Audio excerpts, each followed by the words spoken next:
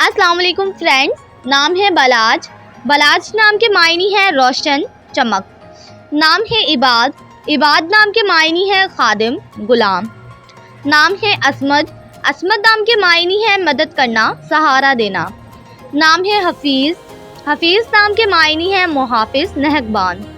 नाम है अंस। अंस नाम के मायनी है आवाज़, सुनना। नाम है बाकर। बाकर नाम के मायनी है शेर दिल, बहादुर। नाम है जरवान। जरवान नाम के मायनी है तकसीम करना। नाम है अरसम। अरसम नाम के मायनी है शेर, बहादुर।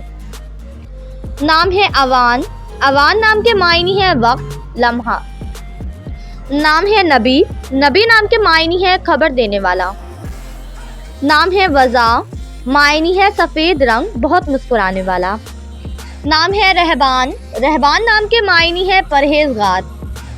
नाम है बसास। बसास नाम के मायनी है रोशन आँखों वाला।